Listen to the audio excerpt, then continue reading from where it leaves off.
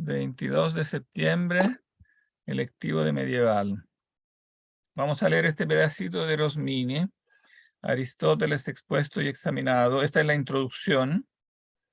Y en esta parte de la introducción, él hace un poco un recuento del tema de los universales en la Edad Media, que es uno, evidentemente, de los capítulos más interesantes como dentro, podríamos decir, lo está considerando aquí, dentro de la historia del aristotelismo, digamos, de la discusión de Platón y Aristóteles sobre el tema de los universales y las ideas.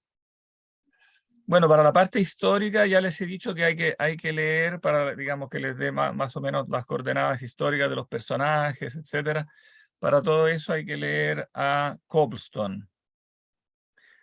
Para alguna noticia, por ejemplo, sobre Rossellino, sobre Guillermo de Champeau, estos personajes de los cuales no se sabe mucho, pero para un cuadro histórico más o menos, eso lo tiene Copelston. Pero en cambio, para las pistas propiamente filosóficas, yo le decía, es más útil el texto de Rosmini. Más viejo, ¿no? Pero más útil. Más viejo, este es un texto evidentemente del siglo XIX, pero filosóficamente mucho más agudo, mucho más profundo. Partamos del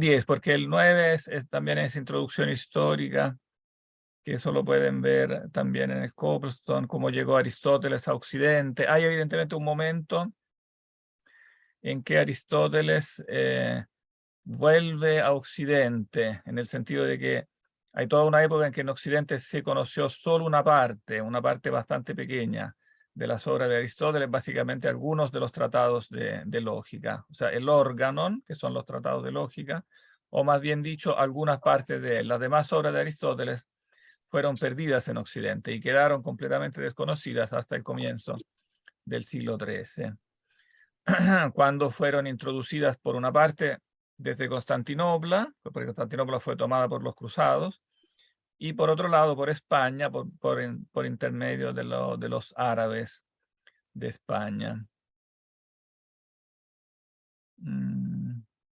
Partamos directamente de aquí del 10. ¿Quién quiere leer acá el 10?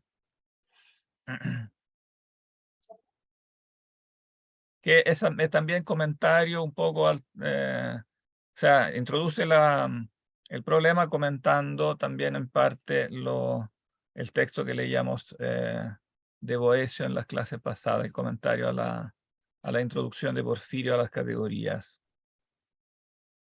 ¿Quién se anima para leer?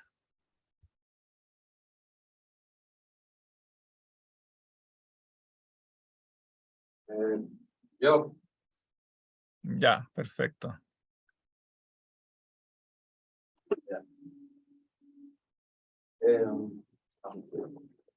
¿Se ve bien en la pantalla? Sí, solo mejor. Ahí está. El universal no existe en las cosas reales como universal. Eso había sido dicho por Boecio, que creía con eso repetir lo que había dicho Aristóteles. ¿Cómo entonces aquello que es singular en los reales después es universal en la mente? El mismo Boecio muy correctamente observaba que el género debe ser común de tal manera que esté todo entero y al mismo tiempo en cada una de las cosas, y pueda constituir y conformar la sustancia de aquellas cosas de las cuales es común. Ahora bien, si el universal está todo entero en un singular, ya no queda nada de él para estar en otro singular. Además, el mismo Boecio empuja rigurosamente hacia adelante la dificultad, pues demuestra que el género no puede ser uno, pues siendo común, se encuentra todo entero en muchos singulares diversos, ni puede ser múltiple, porque si fuera múltiple, habría otro género superior, y así al infinito. ¿Cómo librarse de esta alternativa? Lo primero que viene a la mente es negar la existencia del género y de todo universal, y así es embarazarse de este ser incómodo. Por lo cual dice Boecio, si ni es uno porque es común, ni es múltiple, porque también de aquella multiplicidad habría que buscar otro género, parecerá que el género no existe del todo, y lo mismo hay que entender de los otros universales. Ahora bien, eliminado el universal, aquellos universales que sin embargo entran en nuestro razonamiento, ¿qué serán? No pueden ser otra cosa que simples palabras, meros nombres, llenos aquí en el nominalismo de Rossellino. Claro, este sería, digamos, definido en sentido estricto, literal, el nominalismo, ¿no? O sea, lo que a partir del siglo XI, XII, digamos, en la disputa medieval que nace después de los siglos, llamémoslos siglos oscuros, ¿no? Porque desde Boecio, después, aparte de algunas islas, no hay prácticamente desarrollo filosófico. Aparte de algunas islas, digo, porque estoy pensando en Escoto y Diógenes, del que hablaremos un poco más adelante. Entonces, digamos que el desarrollo empieza de nuevo con el renacimiento, ¿no? del nuevo milenio, siglo XI, siglo XII. Y nace entonces, bueno, el nombre bajo el cual nace es este de Rossellino, que entonces ha quedado para siempre como ligado digamos, a la doctrina nominalista estricta, entendida en este sentido que si aceptamos literalmente esta conclusión de Boecio, ¿no? Que el universal ni es uno, ni es múltiple, y entonces es algo que no existe. Si no existe, entonces estos universales que están en nuestra mente no son más que palabras, nombres, nómina. De ahí viene, digamos, la denominación de nominalistas. Ahora, algunos llaman en tela de juicio ponen en tela de juicio esta como definición del nominalismo tan estricto como si fueran puros nombres en el sentido estricto de la palabra, porque serían nombres sin significado, y pareciera difícil que alguien haya pensado eso. Ahora de Rossellino no sabemos prácticamente casi nada, que es solamente esta frase donde dice que, digamos, donde dice que los universales serían meros nombres, pero algunos piensan que nombres no podrían ser entendidos en el fondo en un sentido como de entidad mental, ¿no? De conceptos, más allá del estatus exacto que se le quiera conceder a los conceptos. Sería entonces también conceptualismo. Pero al menos lo que formalmente dice es eso, que son meros nombres, meras palabras.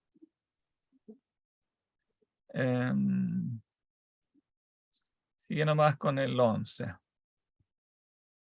Es verdad que el mismo Boecio después se dispone a resolver aquella dificultad que había propuesto con tanta fuerza, para hacer entender cuán ardua fuese la cuestión que Porfirio había mencionado en su introducción, y que había dejado de lado como demasiado alta y para lo cual se requería una larga discusión. Pero la solución de Boecio no es en absoluto adecuada a la fuerza de la dificultad. Y para darnos cuenta, basta con que pongamos atención a la inconstancia de su razonamiento. Él nos cambia repentinamente el universal en una semejanza de los singulares, sin decirnos en absoluto el motivo de un tal cambio, sin justificar esta repentina transformación. ¿Pero qué es la semejanza? Esto es lo que tenía que decirnos, y esto es lo que no nos dice. Y sin embargo, en la arcana naturaleza de la semejanza se esconde toda la cuestión y toda la dificultad. Como nosotros hemos demostrado en otra parte, en un ensayo sobre el origen de las ideas. Después, ¿se puede decir que la semejanza de una cosa sea la cosa, o más bien que esté en la cosa? Por lo tanto, no es verdad que los universales estén en los singulares, sino que conviene que estén fuera de estos. Y dado que no son sino una semejanza de estos. Finalmente, si los universales no fueran sino Finalmente, si los universales no fueran sino una semejanza, no podríamos conocer con ellos a los singulares. Pues la semejanza es un abstracto que nace de la comparación de dos cosas semejantes. Pero la comparación de dos cosas semejantes no se puede hacer sin utilizar un universal anterior en la mente, que hace la comparación al cual universal se refiere. Y aun cuando se pudiera hacer, no se tendría como resultado sino una relación de semejanza entre más cosas singulares. Ahora una relación entre cosas singulares es única y singular ella misma. Por tanto, no puede ser un universal. Por tanto, dado el universal, se tiene la relación de semejanza y no a la inversa. Pues, si en cambio se quisiera afirmar que el singular se asemeja al universal, en este caso convendría probar que esta semejanza, lo cual no se puede hacer si No se puede hacer si no se suponen primero, como ya dados, el universal y el singular, y convendría probar la exactitud de esta semejanza. Para lo cual, nuevamente se deberían comparar los singulares con los universales, se supondrían conocidos los singulares, antes de recurrir a los universales con sus semejanzas. Era natural, por tanto, que en cuanto se despertara algún ingenio agudo, y que pensara por él mismo, no contento con la solución dada por Boecio, quedara atrapado en la red de la argumentación misma, con lo cual Boecio pretendía mostrar la perplejidad y la arduidad de la cuestión que toca Porfirio. Pues aquella argumentación concluía que el género, es decir, el universal, no existe y no puede existir. Puesto eso, de los llamados universales no queda sino los nombres, la cual es justamente la inducción de Rossellino. Claro, entonces el explicar el universal por la semejanza no es posible. No, cosa que ha intentado hacer, digámoslo de paso, también el empirismo moderno, es decir, bueno, esto que se llaman los universales no son más que las semejanzas, ¿no?, de las cosas. Entonces como que vienen de las cosas, son semejanzas de las cosas. Pero ¿cuál es el problema de eso? Que pretende hacer venir, de esa, digamos, teoría que pretende hacer venir el universal de las cosas por cuanto son semejantes. ¿Cuál es el problema de eso?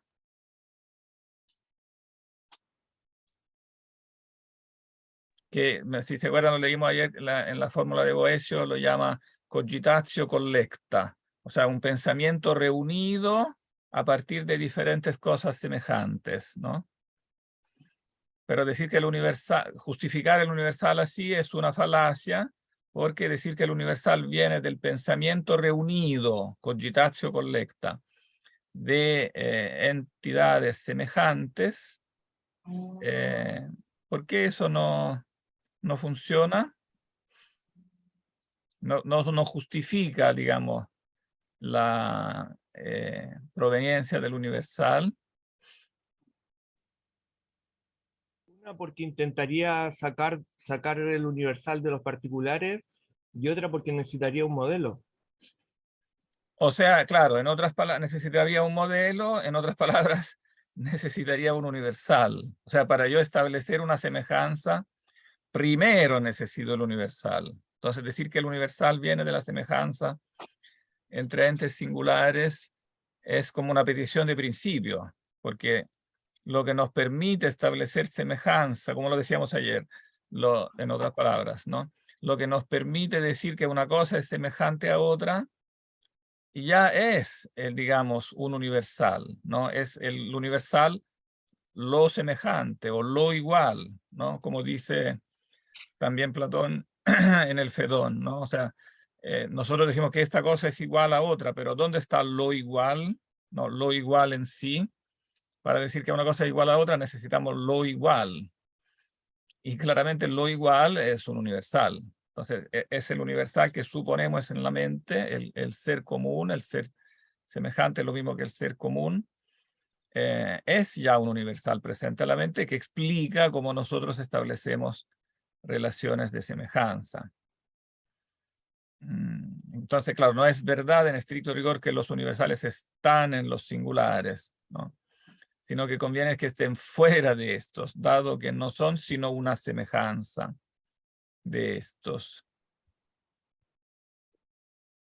La semejanza es un abstracto, claro, que nace de la comparación de dos cosas semejantes, pero, esto es el punto clave, pero la comparación de dos cosas semejantes no se puede hacer sin utilizar un universal anterior en la mente. Entonces no se puede explicar el universal con la semejanza, porque es al revés, digamos, es la semejanza que es explicada con el universal, por la presencia previa, ¿no?, en la mente del universal. Dado el universal, se tiene la relación de semejanza, como todas las otras relaciones, ¿no?, y no a la inversa.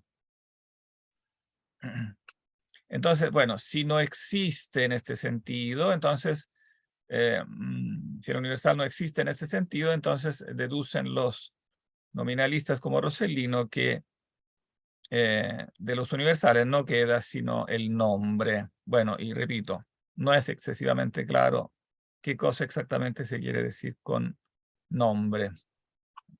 Pero claramente es algo que no tiene subsistencia, ¿no?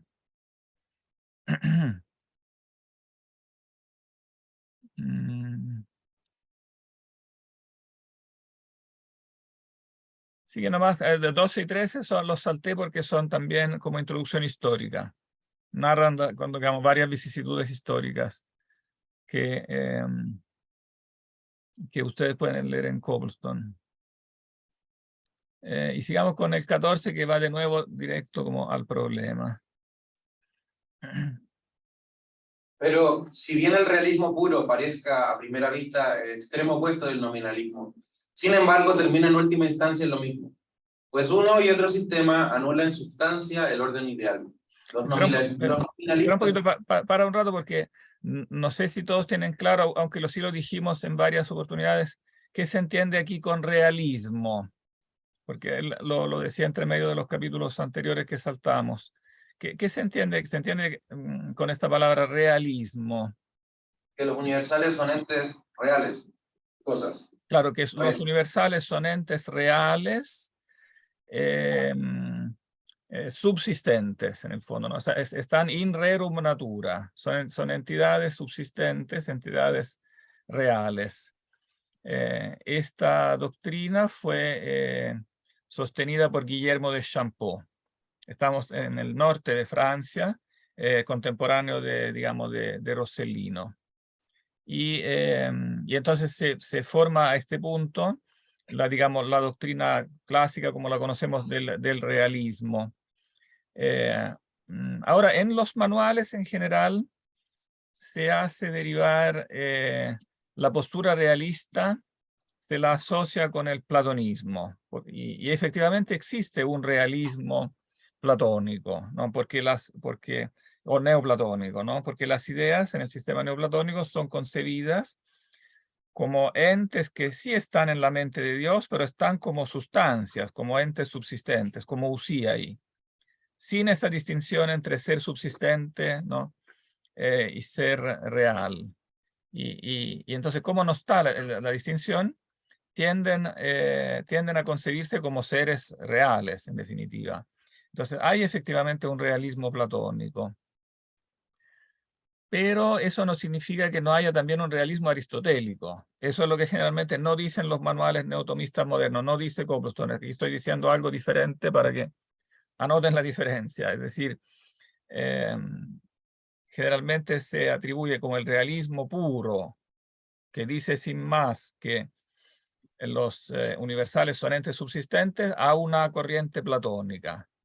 Y en cambio a Aristóteles se le atribuye como la moderación de eso, como la doctrina opuesta, o el intento por lo menos de superar esto. Esto, sin embargo, no es exacto. Digamos, el realismo, como aparece en el nuevo milenio, digamos, en los siglos XI, XII, en sustancia tiene mucho que ver con Aristóteles. Porque en realidad, aunque no se diga, aunque Aristóteles no diga evidentemente que las ideas están en la mente de Dios, pero sí dice que las formas como tales, ¿no?, están en la naturaleza de las cosas, están en los singulares, ¿no? Y por lo tanto, también al no haber una diferencia entre ser subsistente y ser virtual, ser puramente racional como otro modo del ser, también las esencias en Aristóteles tienden a ser concebidas como reales, ¿no? La tendencia a eso es clara, es fuerte. Y entonces se tiende a pensar como los universales como algo que existe in rerum natura, en la naturaleza de las cosas, sin hacer la distinción en estos dos tipos de ser, o dos modos del ser. Perdón, profesor, ¿se refiere, por ejemplo, a cuando Aristóteles habla de los géneros y las especies? Claro, cuando habla de los géneros y las especies, exacto. Claro, porque para él lo que constituye el ser de la cosa es propiamente la esencia, lo que le da la forma a las cosas, ¿no?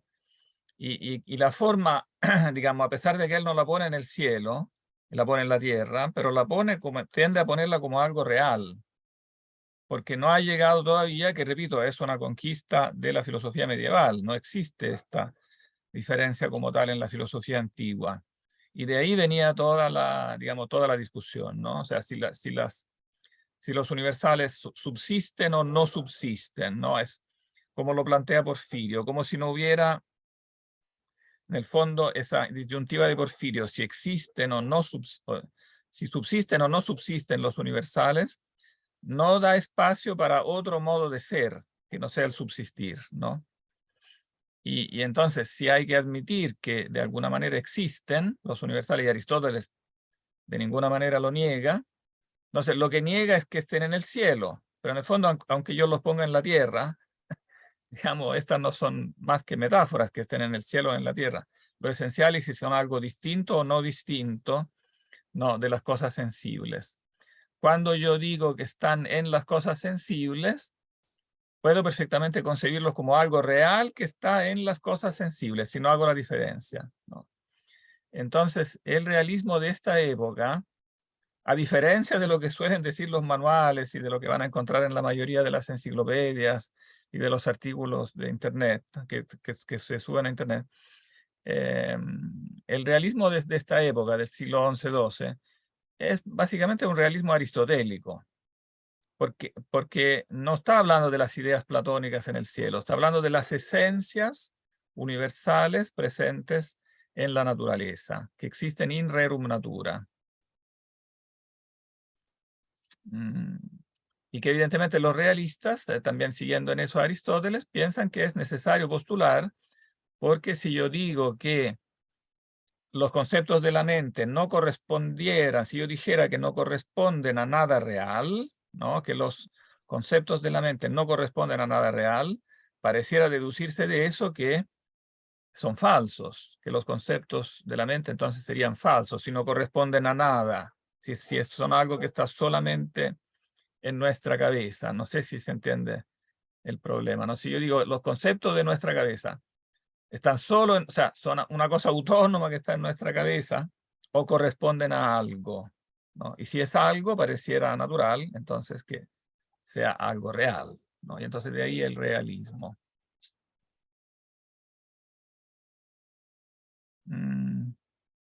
Pero esto lo va a seguir explicando aquí mismo, así que ahí lo podemos seguir leyendo y después podemos ver si hay preguntas, porque es importante aquí que haya preguntas, porque esta cosa es difícil, ¿eh? Tienen que entenderla bien. Ah, profe, ya tengo una. Ah, tienes una hora. Ah, ya, bueno, ya. Bueno, ¿quién sería un realista aristotélico? ¿Cuál sería la posición de un realista aristotélico? Siento que usted dice que no es necesariamente de origen puramente platónico, pero aparte de Aristóteles mismo, ¿de quién podríamos hablar como un realista aristotélico? O de influencia aristotélica. ¿A quién concretamente, históricamente? Sí. Como nombre. El nombre clásico que se cita a propósito del realismo aquí es Guillermo de Champeau, que lo menciono un poco más adelante. Lo voy a poner en el chat.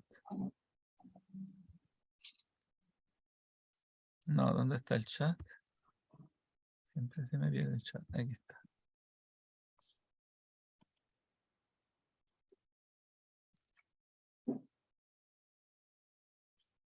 Guillermo de Champeau, del cual nosotros no tenemos mucho, también son como fragmentos, frases, pero es importante Guillermo de Champeau porque después el que lo refutará será Abelardo. Y de Abelardo sí tenemos las obras, la gran parte de las obras. Entonces, precisamente la doctrina de Abelardo, la primera doctrina, diríamos, conocida, que nosotros efectivamente conocemos en las obras directas, que es la de Pedro Abelardo, se construye como refutación a la doctrina de Guillermo de Champeau. Y porque Guillermo fue maestro de Abelardo. Y entonces él durante las clases empezó a refutar la postura del maestro, que era un maestro famoso, era un maestro prestigioso. Imagínense ahora un gran profesor que está en Harvard, qué sé yo, ¿no? Y llega un discípulo y él empieza a demoler toda su le empieza a demoler toda su postura. Bueno, y Abelardo se jacta en su autobiografía que Guillermo efectivamente tuvo que admitir, y digamos que estaba equivocado y cambió su postura. Entonces hay un Guillermo de primer, como un primer Guillermo y un segundo Guillermo que tuvo que ajustar, ¿no?, lo que él sostenía para responder a las objeciones de Pedro Abelardo. Eso él lo narra en su autobiografía, que es un libro que yo subí, un librito que yo subí a los materiales, que es muy interesante también históricamente, porque este Pedro Abelardo ha hablado también de sí mismo, entonces es un personaje interesante porque no solo conocemos sus doctrinas, sino que además su biografía, porque él mismo la narra, ¿no? Se llama la Historia Calamitatum. Perdón, es el mismo Abelardo Abelardo y Eloísa, ¿o no? Claro, es el mismo Abelardo de Eloísa. Claro, conocemos quizás la más famosa de las historias de amor, ¿no? De toda esa época, porque Abelardo, que pasó a ser, claro, después de, digamos, con estas disputas con Guillermo y después disputas con todos, porque Abelardo era peleador. Disputó con muchos y se hizo muy famoso por eso. Bueno, como maestro fue contratado por un canónigo de París que tenía una sobrina que era muy inteligente, muy estudiosa, y entonces que quería darle a esta chica, que era muy joven, de haber tenido como 16 años, quería darle una educación especial, entonces contrató a Abelardo, que era ya un maestro famoso, joven pero ya famoso, para prácticamente clases particulares. Y entonces, bueno, durante las clases particulares se enamoraron, etcétera, y de ahí viene toda, digamos, la historia trágica de Abelardo, que no la voy a contar ahora porque es muy entretenida, pero nos va ahora a distraer mucho de la clase, y la pueden leer fácilmente en los manuales o en una enciclopedia, etcétera, o preferiblemente en su propia autobiografía, porque él escribió esta historia de las calamidades, de todas las desgracias que le pasaron a él, no solo por el amor a Eloísa, sino porque era muy peleador, ¿no? Entonces, claro, se hizo también muchos enemigos dialécticos, era un dialéctico muy poderoso, pero eso lo llevaba a discutir con todos, entonces a pelear con todos. Y bueno, pero también evidentemente ha dejado un legado bastante importante. Lo que nosotros prácticamente discutimos de toda esta discusión hasta ahora, en su época, está centrado en lo que tenemos de Abelardo, básicamente. Y básicamente se podría resumir como la refutación del realismo. Podría decirse que él ha sistematizado un poco la refutación del realismo. Ahora, evidentemente, no basta con refutar el realismo, después hay que pasar a la parte positiva después de la refutación. En la parte positiva, digamos, la doctrina de Abelardo no es completa, necesitará, digamos, todavía de bastante precisiones, pero por lo menos, digamos, se encamina a ciertas, como que esboza ciertos caminos de solución. Bien. Pero ¿Sí? Champo, ahí estamos hablando de la influencia aristotélica o platónica. ¿Champo sería como una influencia más aristotélica? O, ¿Cómo no entendí? Mi pregunta era, ¿quién sería un realista de influencia aristotélica? Entonces, ¿es Champo de influencia aristotélica y cómo? O sea, un realista de influencia aristotélica sería, yo diría, Guillermo, el representante fundamental. Guillermo de Champeaux. Después eso no significa que el realismo haya terminado, el realismo siguió, hubo una escuela realista hasta completo el siglo XV, pero digamos que en general la refutación del realismo que dio Abelardo, también siguiendo a Aristóteles, fue la que en definitiva ganó, o sea, ganó la refutación al realismo. Entonces después el nominalismo fue lo que tendrá, digamos, más éxito en las escuelas, pero evidentemente al lado de la solución que los manuales llaman aristotélica, o sea, realismo moderado, que también se le atribuyen a Aristóteles. O sea, en otras palabras, todas las tendencias digamos, todas las tendencias que tenemos en estos siglos, de una u otra forma puedes decir que son aristotélicas, porque tú puedes encontrar en Aristóteles el realismo puro, digamos el realismo estricto, puedes encontrar en Aristóteles lo que llaman el realismo moderado y también el nominalismo, ¿no? Porque todo depende de qué distinción tú haces, ¿no? Entre el ser como real y el ser virtual, ¿no? Donde esa diferencia, digamos, se pone en la sombra, entonces tú puedes tener realismo y nominalismo. Donde se intenta una vía media, tienes lo que los manuales llaman como el realismo moderado. Pero después veremos, yo trataré de mostrar que este realismo moderado en realidad tampoco funciona, que en realidad la solución está en ver el problema desde otro punto de vista. Eso lo veremos cuando leeremos los textos de Tomás de Aquino, porque Tomás de Aquino tiene este realismo, también fundado en Aristóteles, pero también tiene una solución desde otro punto de vista. Ya, sigo leyendo. Sí, sigue leyendo porque habla de lo mismo, entonces ahí se va a ir aclarando.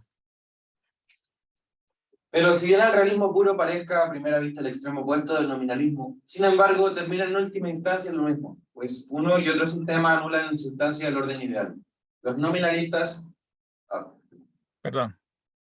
más simplemente declarando que las ideas universales son puros nombres, los conceptualistas un poco menos, declarándolas actos subjetivos del pensamiento, los realistas puros, finalmente, presentándose como defensores de las mismas ideas, diciendo que son reales. De lo cual se sigue que también para estos quedan, de hecho, solamente los reales, ya no las ideas. Por lo cual, no sin agudeza y verdad, Abelardo en el concilio de Sens, donde fue condenado, dirigió a Gilberto Porretano, que lo acusaba, si es cierto lo que narra, este verso de Horacio: Nam tua res agitur, paries quum proximus arbet. No, y lo voy a traducir, profe, yo...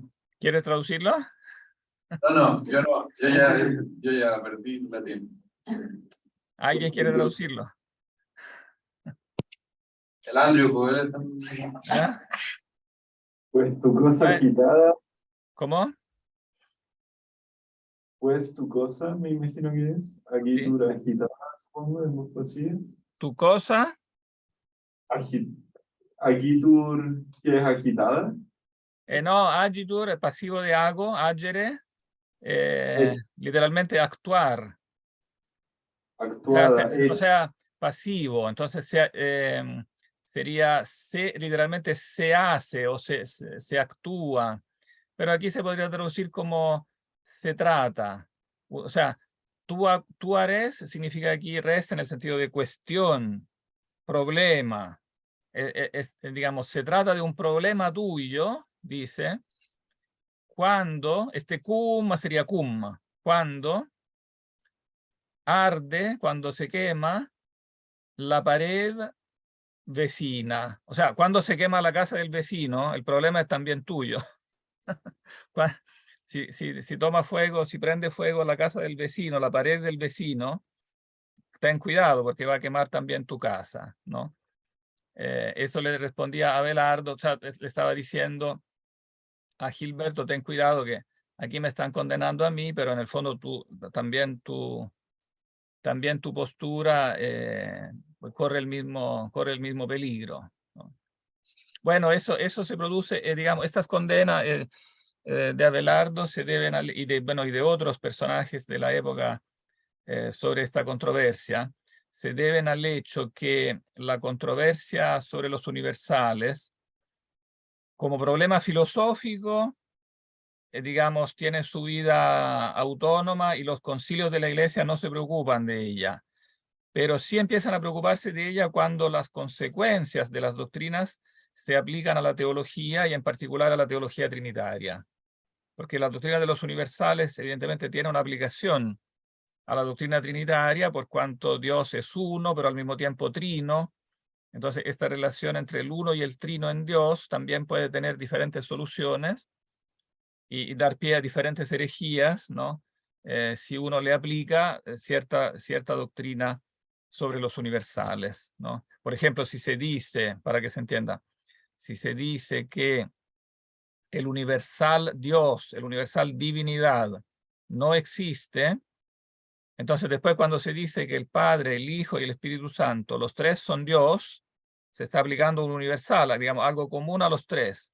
Si se dice que este universal Dios es algo que no existe, una mera palabra, entonces se está diciendo que no existe la única esencia divina, existen solo tres personas que quedan como personas separadas, porque no se puede decir que tengan nada en común, porque lo común es una sola palabra, es una pura palabra, ¿no? Y entonces se llega como a una herejía trinitaria. Entonces, como herejía trinitaria fue condenado el nominalismo por sus consecuencias teológicas. Y bueno, Abelardo tuvo que entonces retractarse también de varias afirmaciones en este sentido. Bien. Todas estas doctrinas diversas, también anteriormente, habían llegado a la boca de los maestros y a la pluma de los escritores. Hemos visto que el propio nominalismo se encuentra en germen en Boecio, y se encuentran sus huellas en los autores anteriores a Roselino. Pero eran doctrinas pasajeras sobre las cuales no se ponía atención, de las cuales no se observaban demasiado las diferencias, no se preveían las consecuencias y se presentaban de paso y envueltas en aquella indeterminación y confusión que mantienen las doctrinas en estado más bien de feto que de pasto. Incluso cuando los sistemas, por el movimiento que Roselino imprimió al pensamiento, se separaron, no fueron inmediatamente diseñados con bordes precisos, sino trazados en grueso. Y el mismo realismo se dividió en diferentes escuelas, ninguna de las cuales carecía de sus propias neblinas e incertidumbres. Pues incluso cuando el realismo, Espera un poquito, sí, quiero llamarle la atención sobre esta nota que es muy interesante, tiene una clasificación de los realistas. Aquí, por ejemplo, puede verse la diferencia entre los realistas platónicos. Bueno, los realistas platónicos antes, entonces de esta época, como en el siglo anterior, están sobre todo representados en la escuela de Chartres, que fue una escuela catedralicia importante de la catedral de Chartres. Podríamos llamarlos realistas platónicos, porque en el fondo dicen que son esencias reales que se admiten en Dios, ¿no? Que están en la mente de Dios, pero como reales, ¿no? Bueno, estos realistas platónicos como Bernardo de Chartres se remontaban a la enseñanza de Scoto Eriúgena. Había sido Scoto Eriúgena en el siglo IX, quien había por primera vez como sistematizado en el ámbito cristiano esta doctrina llamémosla del realismo neoplatónico, ¿no? Que existe como una primera hipóstasis que es Dios y después una hipóstasis, digamos, subordinada que es el Logos, y dentro del Logos existen las esencias, pero en un nivel inferior. De hecho, Scoto Eriúgena habla de esencias de ideas creadas, o sea, como que Dios crea las ideas como criaturas. Si yo digo que las ideas son criaturas, evidentemente las estoy considerando como entes reales, ¿no? Entonces podría llamarse, digamos, una versión cristiana, pero dentro en el fondo del esquema neoplatónico, que ve las ideas en un nivel inferior a Dios, que en el fondo se acerca más a la creación. Evidentemente las ideas no son criaturas al mismo nivel que las criaturas materiales, pero al decir que son criaturas, en el fondo se está diciendo que son entes subsistentes.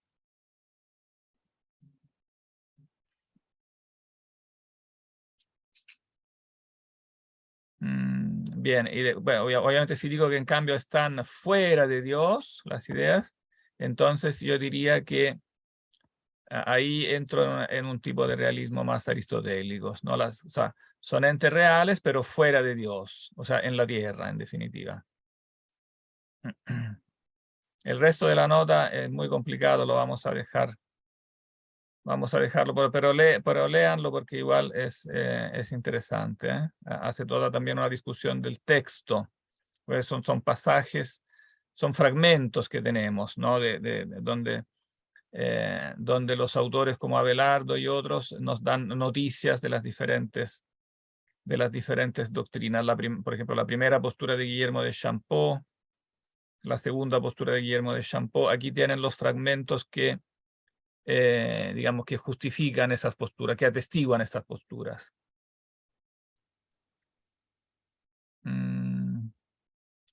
Pero sigue con el discurso principal. Pues incluso cuando el realismo de Guillermo de Champeaux, Perseguido por la inexorable dialéctica de Abelardo, llegó por primera vez hasta los individuos reales. Ni siquiera entonces se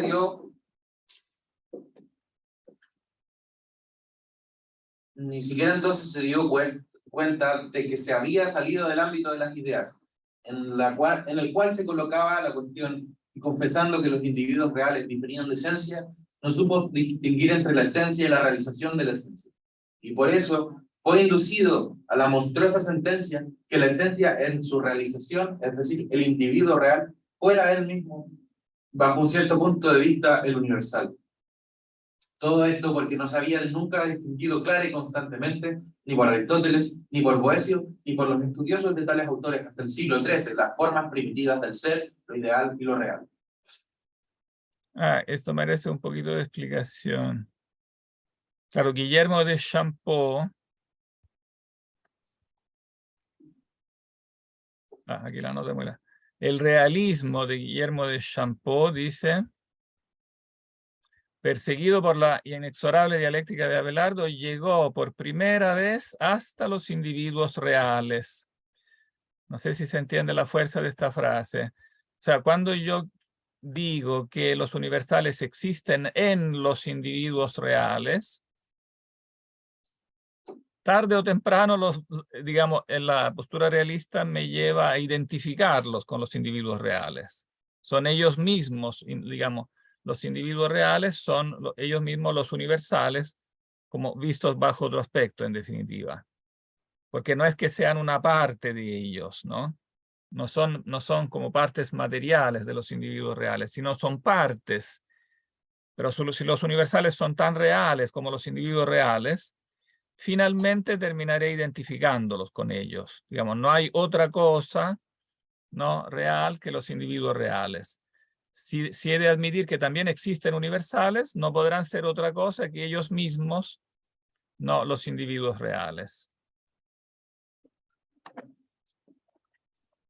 Profesor, ahí, o sea, lo que acaba de decir, sumado a la lectura de la cita que leyó hace poco, estaría en problemas el tema del Hempolá, como de la reunión de que es uno en muchos, es uno en todo. Que eso no se puede cuestionar porque esa es la esencia del universal. Claro, claro. Si yo lo predico de otra manera, no estoy predicando un universal. Porque el universal Correcto. es Hempolá, es uno en todo. Claro, Entonces, es lo que es uno en muchos, claro. claro. Pero Entonces, en muchos, claro, si yo en muchos lo entiendo en sentido realista, porque digo que solo son propiamente los individuos, y entonces prácticamente, claro, necesito llegar a esta doctrina de los diferentes estados del universal que decíamos ayer, por la cual doctrina el universal, por un lado, es pensado como universal, pero cuando existen los singulares, y por lo tanto termina identificándose con los singulares, porque no hay otros reales que ellos, según Aristóteles, ¿no? Los claro, pero reales son los universales, son los singulares. eso es perder de vista justamente un nivel intermedio, po. Es perder de vista que hay un nivel intermedio. Y tiene Claro, que es ver con la perder de noción, vista, claro, es perder de tiene que vista ver, el orden de la esencia ideal, ¿no? De es la como esencia ideal. lo que pasa cuando, no sé si fue en unas clases pasadas, hablamos de esto que puedo tener una idea particular acerca de un caballo, pero la idea de un caballo nunca es particular. Claro, la idea, claro, el orden ideal del caballo tiene que ser distinto del orden real, ¿no? Y por lo tanto tiene que haber otro orden del ser, tiene que haber otro modo del ser, o como ama decir Rosmini, otra forma primitiva del ser, ¿no? ¿No? Todo Claro, esto, entonces, esta conclusión aquí es fundamental, ¿no? Todo esto ocurre, ¿no? Porque no se había distinguido clara y constantemente, ni por Aristóteles, y agregamos también ni por Platón, evidentemente, ¿no? Ni por Platón, ni por Aristóteles, ni por Boecio, ni por todos los comentaristas de Aristóteles, ni por todos los comentaristas de Platón, ni por nadie, ¿no? Hasta el siglo XIII, las formas primitivas del ser, ¿no? Lo claro, ideal y lo real. porque yo puedo tener, por ejemplo, mi gato y tener ideas particulares de mi gato. Y decir, mi gato es muy juguetón. Entonces esa es una idea particular que yo tengo acerca de mi gato. Pero eso no tiene nada que ver con que la idea de gato sea particular. La idea de gato no es particular, pero sí puedo tener ideas particulares acerca de mi gato, porque están en otro nivel, están a un nivel virtual. Espera, pero aquí tú estás utilizando una fórmula extraña, porque tú dices idea particular, pero esta palabra particular se aplica a las ideas en un sentido distinto al que se aplica a las cosas. Entonces es bueno ponerse de acuerdo porque si no nos confundimos. Ah, ya. Yo prefiero usar la palabra particular referida como sinónimo de singular, ¿no? En Ya. ese sentido, cada gato singular es un gato particular. Cada idea es una, ciertamente. Cada idea es una. Y tú puedes tener, entonces, múltiples ideas acerca del mismo gato. Cada una de ellas es una idea. Yo no la, pero no la llamaría particular, porque si no nos confundimos, porque cada idea es Ah, ya, ya, ya, universal, ya. ¿no? Cada idea es un universal.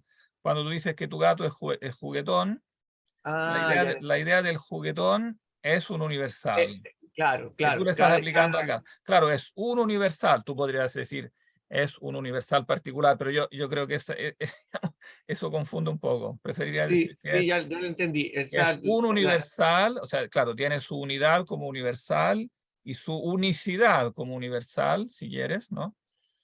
Pero sigue siendo un universal, ¿no? Entonces, claro, yo puedo hacer una especie de pack, por decirlo así, de características que son universales para definir a mi gato particular, pero estas ideas son universales pero en sí. todas ellas, exacto, todas ellas son universales, todas, Claro, exacto. partiendo de la idea generalísima del ser a las ideas más específicas, claro, que es un gato, que es un gato persa, que es un gato persa blanco, pero todos ellos son universales, ¿no?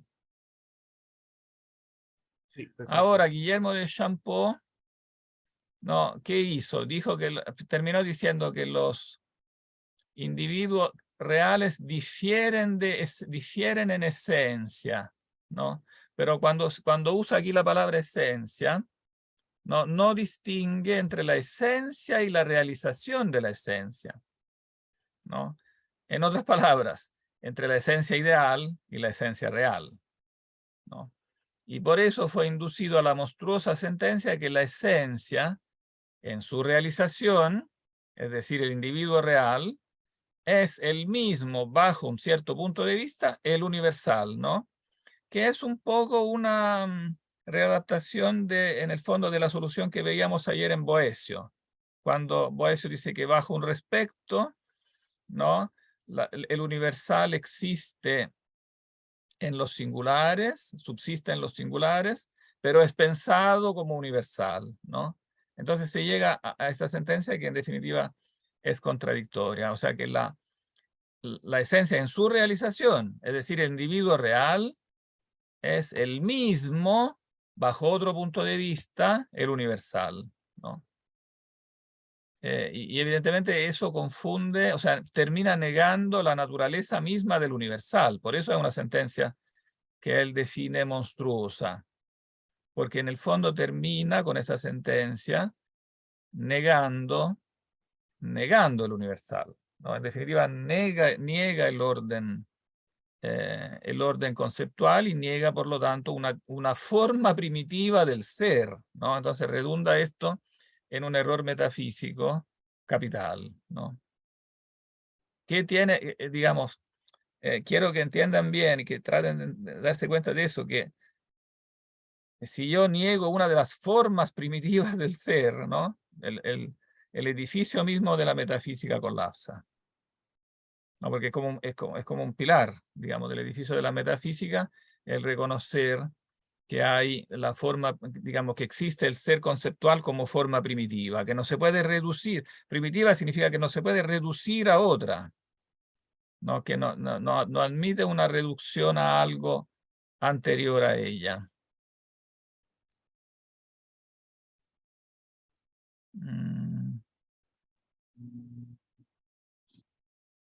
Bien, sigue nomás. O si hay algún otro voluntario.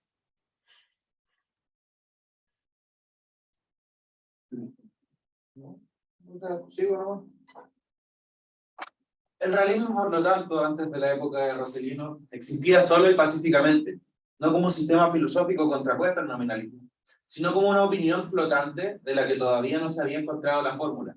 Sin embargo, este realismo se mantenía en la esfera de las ideas. ¿Por qué? Porque no se le había ocurrido todavía a nadie el extraño pensamiento que los universales fueran las mismas realidades universales. Pero el equívoco que yacía en la palabra real lo contenía en germen. La palabra res no se tomaba como puesta a la idea, sino como puesta a voz, y a cualquier otra negación de existencia. Por lo tanto, no era absurdo decir que los universales eran reales, entendiendo con eso que no eran algo que no existía, no eran nada, no eran voces sin significado. Por lo tanto, se da tanto a los entes sensibles. Perdón, que le quiero agregar aquí unas comillas para que se entienda esto, que no eran nada. Claro.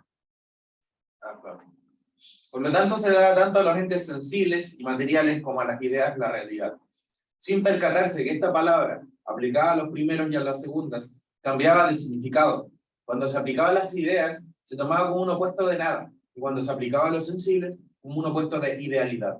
Por lo tanto, la palabra real, dada igualmente a los sensibles y a las ideas, impidió a la reflexión de ocuparse seriamente en investigar la naturaleza diversa y opuesta de aquellos y de esta, ya que los unos y los otros se recogían confusamente bajo la denominación común de reales.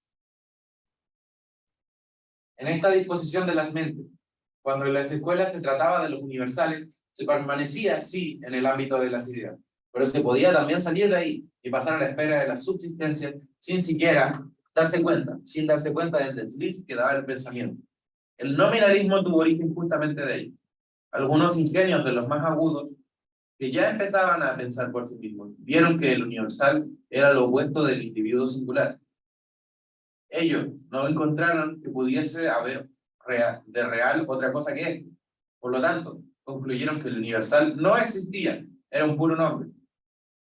Esta manera de pensar y de hablar restringía el significado de la palabra real, y al mismo tiempo lo determinaba a un solo significado, lo cual fue una indudable ventaja para la filosofía. El realismo no se encontró preparado para esta batalla, pues no conocía la naturaleza de las ideas mejor que la conocían los nominales. Estos preguntaban: ¿en qué ponéis vosotros la naturaleza común si no hay nada fuera de los individuos? Los realistas, que se elevaban a una especie de platonismo, como Bernardo de Chartres, eran pocos, o más bien no había de ellos una escuela. Todos los demás estudiosos del aristotelismo, tal cual lo podían conocer, afirmaban que fuera del individuo no había nada. ¿Qué quedaba entonces por responder? No encontraron más que decir, sino que las esencias de los individuos eran comunes, pero estos después se dividían por medio de los accidentes. Llegado a este punto, ya no era difícil para un dialéctico potente como Abelardo empujarlos a las consecuencias más extravagantes. Hay un más en y verdad, más. Ahí. a las consecuencias más extravagantes que en verdad derivaban de aquel principio. Por lo tanto, tuvieron que retroceder y confesaron que los individuos se distinguían por sus esencias. Pero así fueron tomados en el equívoco de la palabra esencia, porque esta podía significar tanto la esencia ideal como la esencia realizada, equívoco frecuente en Aristóteles. Confesando que los individuos se distinguían por la esencia, por eso mismo ellos tomaban la palabra esencia, que significaba la esencia realizada, y ya cuando con eso se encontraban empujados, la cuestión, la broma. Esencia realizada, y ya con eso se encontraban empujados sin darse cuenta fuera del territorio de la idea en el cual se situaba la cuestión.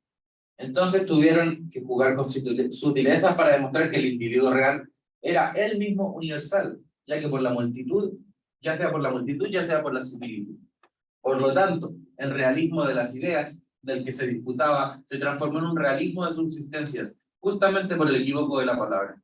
Y así se puede decir que los realistas quedaron completamente derrotados en el campo del razonamiento. Oh, esto es muy importante, ¿eh? Porque aquí da cómo explica la génesis filosófica como de esta disputa. No sé si alguien quiere intentar resumir esto. Yo lo voy a ayudar un poquito en el camino. Da con lo que estaba hablando antes, en verdad, como no había una distinción no había una distinción lingüística entre lo real y lo ideal, lo real físico realizado y las ideas, y se les considera a ambas cosas reales en el sentido de real de existencia.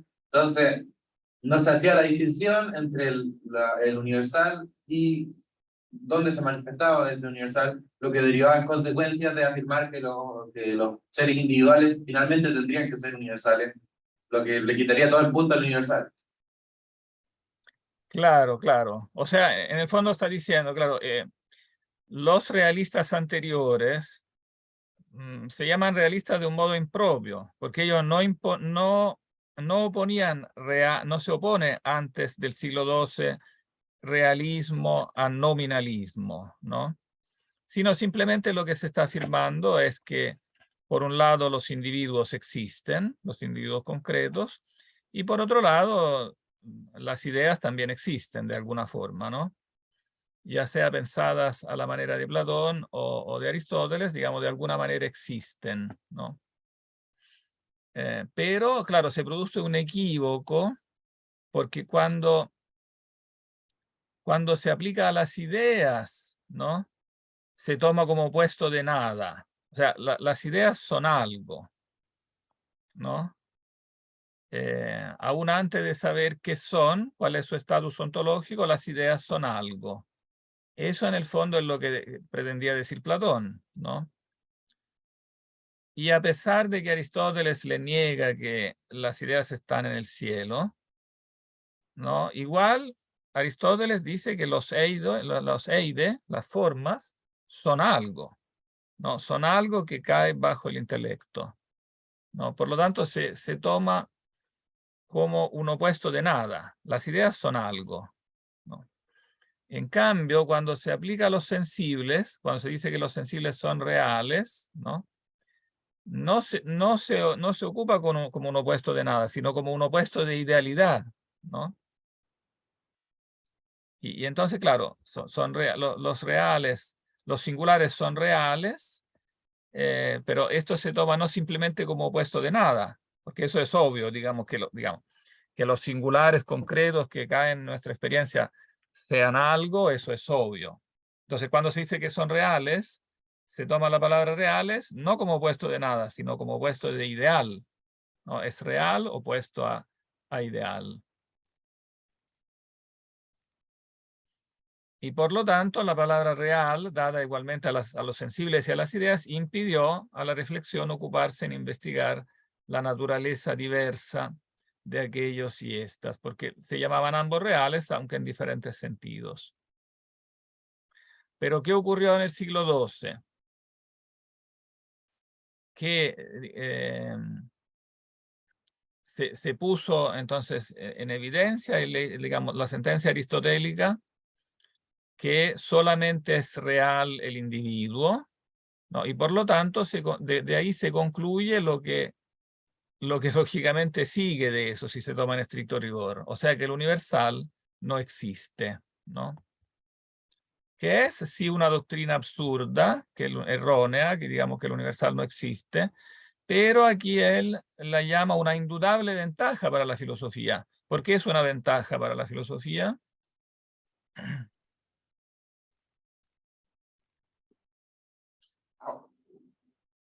La doctrina nominal, el nacimiento del nominalismo en el siglo XII es una ventaja. Esta misma doctrina que parece tan absurda de Rossellino, en cierto sentido marca un gran progreso porque... Hace una distinción de términos. claro, porque en el fondo es claro, es como el punto de inflexión donde se hace la distinción terminológica y se empieza entonces a tomar de una manera estricta el sentido de real, ¿no? Restringe el significado de real y lo determina a un solo significado, ¿no? Entonces, si se toma real como, evidentemente, como en este sentido estricto de opuesto a ideal, entonces después vendrá digamos, la parte constructiva, o sea, el ver cuál es entonces el modo de ser, porque evidentemente los que defendían la existencia de los universales ya no la podían defender como si los universales fueran reales, porque el realismo fue derrotado, ¿no? Por Abelardo, básicamente. Pero habría el camino, entonces, a formular esta doctrina que hay como otro modo del ser, ¿no? Otra forma primitiva del ser.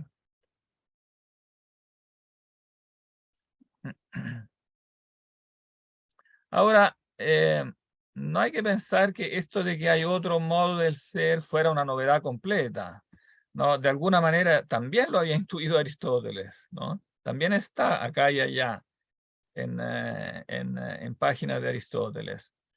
El problema es que a pesar de que está como en embriones, digamos, esa distinción, no es aplicada de un modo sistemático y continuamente Aristóteles está confundiendo el plano ideal con el plano ideal, la esencia ideal de las cosas con la esencia realizada.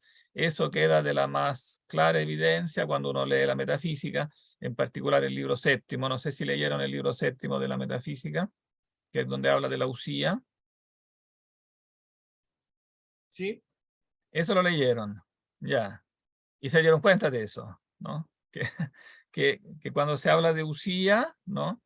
Aristóteles está continuamente oscilando, ¿no? entre el sentido de usía como esencia ideal y el sentido de usía como esencia realizada, ¿no? Equívoco frecuente en Aristóteles, podríamos agregar, particularmente en el libro séptimo de la metafísica. De todas maneras, para tenerlo más claro, sugeriría repasar ese libro, ¿no? Porque aquí tiene justamente que ver con este equívoco. Y si uno lo lee con la distinción en mente, ahí se da cuenta, ¿no? Que a cada paso está equivocando sobre eso, ¿no? La esencia es la esencia ideal, ¿no? O la esencia realizada. Es que Porque, parece, perdón, profesor, es que parece que Aristóteles lo que hace es que marca un punto en que dice que de aquí en adelante lo que se va a decir acerca del ser tiene que ser dicho en términos de la usía, pero él también dice paralelamente que el ser se puede decir de muchas maneras. Entonces, ahí la cosa por lo tanto, la usía se puede decir también de muchas maneras. Entonces claro, se le abre, como que se le desgrana el tema, como que hay usía para esto y usía para esto otro. claro, porque en el fondo, en la esencia, él distingue, o sea, en el ser singular, él distingue materia y forma, ¿no? Que evidentemente es una distinción de origen platónico, ¿no? Distinguir el individuo material de la forma, de aquello que le da forma, pero después queda perplejo porque, claro, porque llama usía, a veces llama usía a la forma, a veces llama usía a la materia, a veces llama usía el sínolon, digamos, el compuesto de los dos, ¿no? Ahora, evidentemente, como para, digamos, porque él dice, lo real es el individuo, lo que existe, ¿no? Es el individuo. y no las ideas. Pero resulta que el individuo está formado de materia y forma. Y si uno le pregunta qué es más importante, la materia o la forma, resulta que es más importante la forma, el eidos. Entonces, básicamente la usía, ¿no? También es muy fácil identificarla con el puro eidos, o sea, con la esencia ideal. Por eso está continuamente oscilando, porque llama usía ora la esencia ideal, ora la realización, que es el sínolon, ¿no? Y entonces, si bien está en él el germen de la distinción también está el germen del, también está el germen del equívoco.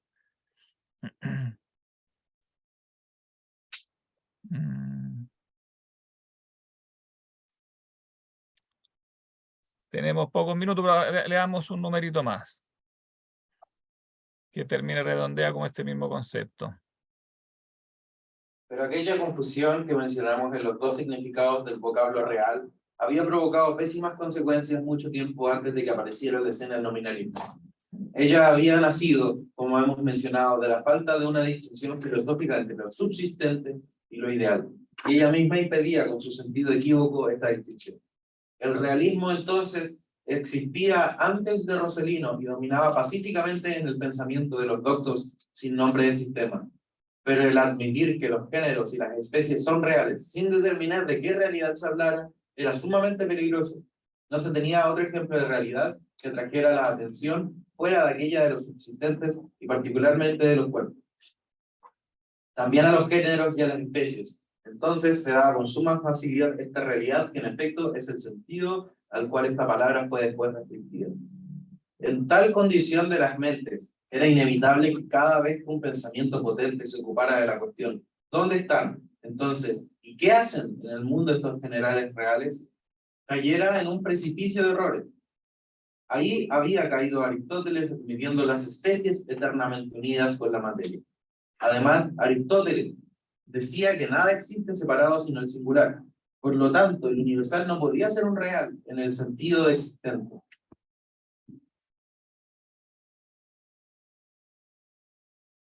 Si no fuera en los singulares.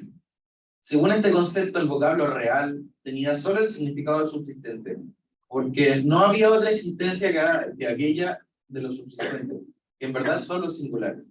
Por lo tanto, había solamente tres caminos para mantener para los universales una realidad de este tipo. O bien que subsistieran en Dios, o bien que subsistieran por sí mismos, como otros tantos dioses, o bien que subsistieran en los individuos creados. La afirmación intermedia era un politeísmo que no podía ser fácilmente aceptado en los siglos de la fe cristiana. Quedaban las otras dos. Quien colocara a los universales en Dios habría vuelto al platonismo. Quien los colocara en los individuos creados habría seguido a Aristóteles. Los realistas del siglo II se atuvieron a este segundo partido y he mencionado en una nota cómo después se dividieron. Pero ellos no pusieron atención que, si esto podía parecer coherente en un sistema como el de Aristóteles, que admitía el mundo eterno, era inadmisible en un sistema como el cristiano, que reconoce el origen del mundo por creación, porque los universales muestran tener en sí una naturaleza eterna. Esto lo consideraron bien los realistas anteriores de mayor envergadura, por lo cual pusieron los universales tanto en Dios como en las cosas creadas. Así, para evitar un escollo, chocaron inadvertidamente con otro, el del panteísmo, porque si los universales están en Dios como reales y subsistentes, ya no se puede incluir uno dentro del otro, dado que la realidad no tolera esta inclusión, y así unificarlos, en la cual unificación solamente se puede pensar existentes en Dios, existentes en un modo distinto de aquel en que nosotros los pensamos. Además, si estos reales y subsistentes son aquellos universales de los cuales participan las cosas creadas, entonces estas también están compuestas de la sustancia de Dios. Si hubiesen reconocido que las ideas tienen otro modo de ser opuesto a la realidad de los subsistentes, habrían también conocido que el mundo es de otra naturaleza, distinta de la naturaleza de las ideas, porque está compuesto de subsistentes que son realizaciones de las ideas, no ideas. Solo en este sistema es posible una verdadera creación que trae de la nada al mundo real. Pero si las ideas se unifican en Dios, y de ellas en cuanto son reales participa el mundo, no puede sino haber una especie de emanación desde la sustancia divina.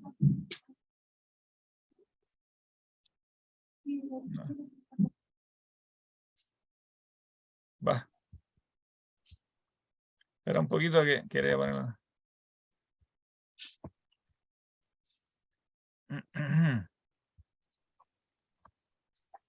Yo creo, con los más recientes críticos, que Juan Escoto, el mayor pensador de su siglo, pueda muy bien ser purificado de la fama del panteísmo. Las declaraciones que él hace en su admirable obra, que ha llegado hasta nosotros, son una continua protesta contra el panteísmo. Sin embargo, una antigua opinión lo indica como el gran panteísta de la Edad Media, precursor de Amaury de Chac y de David de Dinant. Y esta opinión está fundada en proposiciones que suenan a un abierto panteísmo, tales como la naturaleza divina y la esencia de todas las cosas, la naturaleza divina se crea las cosas y otras semejantes. Ahora bien, tales proposiciones se siguen necesariamente del realismo de las ideas. Las ideas, la especie y el género son realidades, del mismo modo que se dicen realidades, las cosas subsistentes, por ejemplo, las sensibles. En tal caso, la realidad del género y la especie deben ser la misma realidad de las cosas. Pues la realidad no tiene ningún otro medio de comunicarse, sino poniéndose a sí misma en las cosas. Se torna así la materia de la que constan las cosas. Pero todas las ideas se reducen al ser, que es llamado frecuentemente por Aristóteles el género generalísimo. El pasaje no se encuentra en Aristóteles, sino por Porfirio y Salvador de Togenit. El ser siempre, según Aristóteles, en todas las categorías, y las categorías incluyen todas las especies, y no tienen otra existencia sino en los individuos. Su existencia, por lo tanto, es la realidad misma, donde se ve el realismo en Aristóteles. Pero cuando se agregaron doctrinas más elevadas que las de Aristóteles en torno a Dios, las ideas reales, reducidas al ser real, eran con esta reducción Dios mismo. Pues el ser real es ciertamente Dios. Por tanto, si las ideas reales se reducen por una parte en Dios, que es el ser real, y por otra está en las cosas con su realidad, no pudiendo estarlo de otra forma, siendo reales. Y por eso son la materia de las cosas. Se sigue que Dios es la materia misma de todas las cosas, que es la proposición de David de Dinant, llamada insanía por Santo Tomás, y en el fondo, no tan lejana a la proposición de Diógenes, que la naturaleza divina es la esencia de todas las cosas. Espera, para ahí, porque ya estamos en la hora, para en los últimos 30 segundos resumir esto, que es muy, muy importante también. ¿Alguien lo quisiera resumir?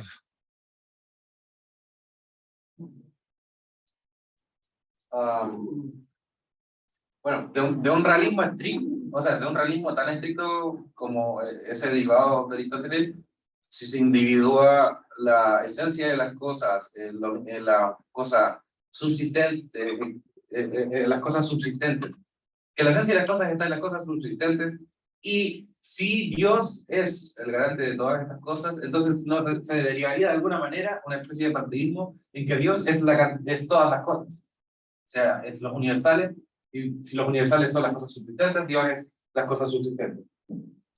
Claro, claro. Dando un pequeño pasito atrás, antes de llegar a ese, que es el tema principal, es que tú resumiste. Antes de eso, quisiera hacer notar lo que yo sugería también ayer, aquí lo dice más claramente, que este realismo del siglo XII, a diferencia de lo que dicen, de lo que van a encontrar en los manuales, también en Copleston, en Gilson, etcétera, el realismo del siglo XII es un realismo aristotélico. No es un realismo platónico. Porque en el fondo es esta subespecie de realismo que dice que las ideas están en las cosas, ¿no?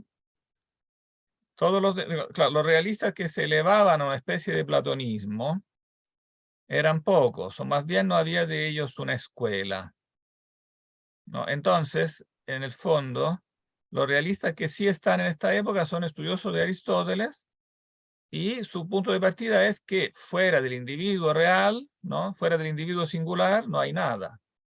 Y entonces, en el fondo, la respuesta del realismo del siglo XII es una respuesta aristotélica.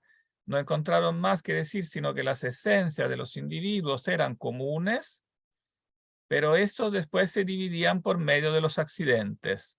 Esta es la doctrina del mencionado Guillermo de Champeau, que enseñaba Guillermo de Champeau cuando Abelardo se anotó como alumno de él, ¿no?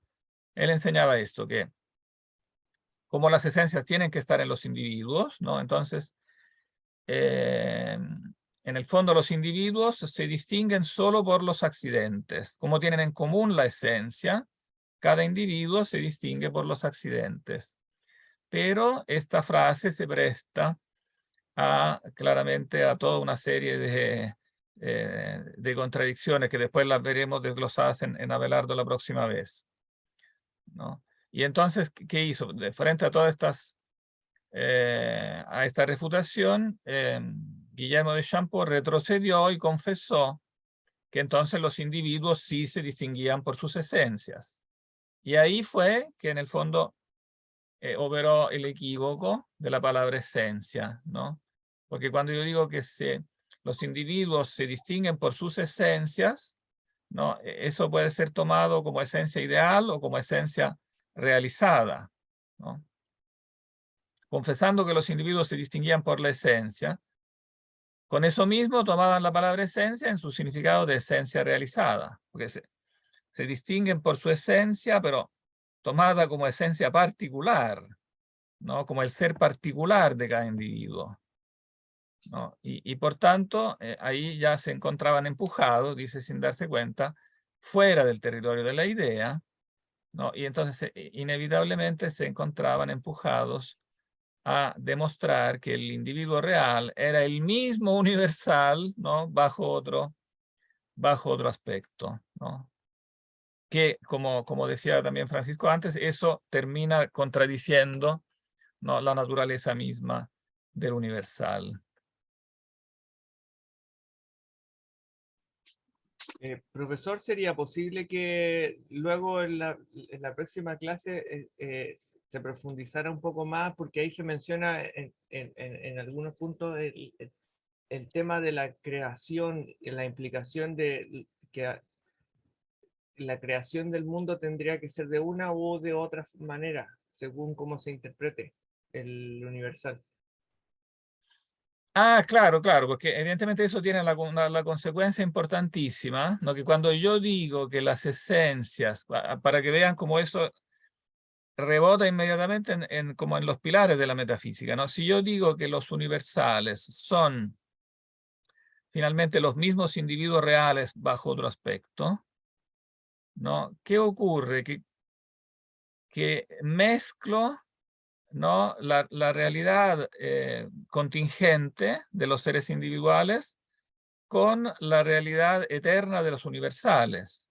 Y eso mismo, por ejemplo, se produce en el error de Aristóteles, ¿no? Que dice que las especies están eternamente unidas con la materia y por lo tanto el mundo es eterno, ¿no? Es de ahí que Aristóteles concluye que el mundo es eterno, porque las especies están en los individuos reales, ¿no? De forma real y por lo tanto, en el fondo, el universo está formado por una realidad que bajo otro aspecto es eterna, ¿no? Y por otro lado, de este modo se mezcla, ¿no? Lo eterno con lo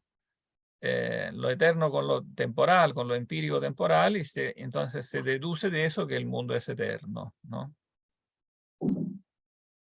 Entonces tiene una consecuencia metafísica fundamental, porque cuando yo mezclo, digamos, como estas dos formas primitivas del ser, la concreta y la ideal, deben ser tenidas distintas porque tienen características distintas. Si yo las mezclo y finalmente las identifico en una única realidad, entonces termino evidentemente mezclando realidades que soportan predicados opuestos. Entonces resulta que el mundo es al mismo tiempo eterno y temporal, ¿no? Y eso evidentemente lleva a una contradicción.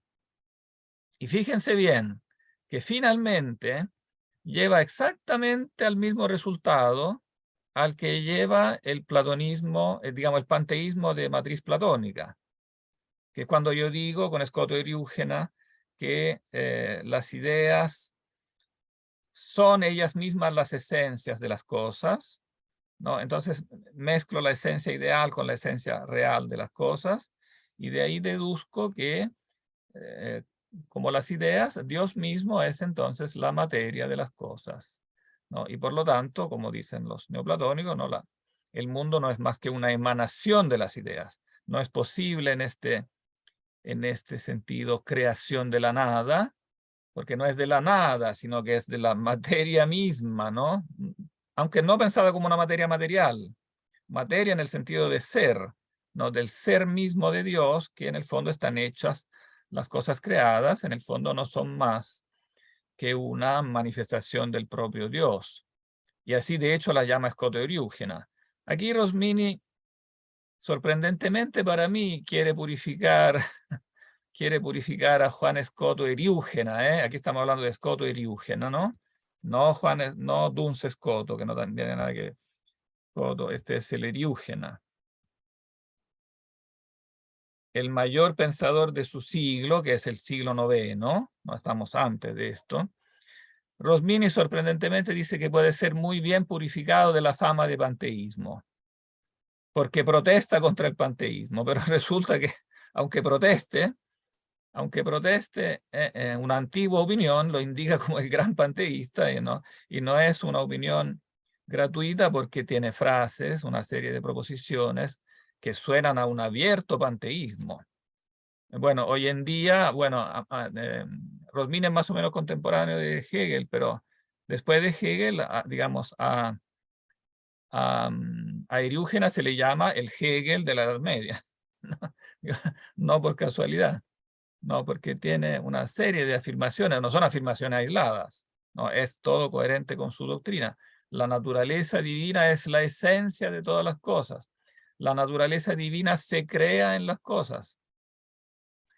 No, o sea, es claramente esta como convicción, ¿no?, entre el orden real y el ideal, que hace que finalmente lo real empírico no es más que una, no diré emanación, sino que una manifestación, como dice Hegel, una fenomenología, ¿no?, una manifestación de Dios, de lo eterno, del absoluto, de la divinidad.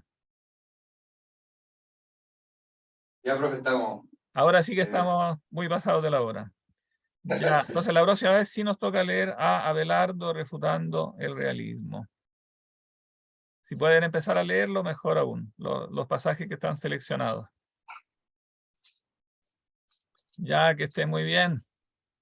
¿Son esas de la Biblioteca de Autores Cristianos? ¿Cómo? Ese texto que había compartido de la Biblioteca de Autores Cristianos.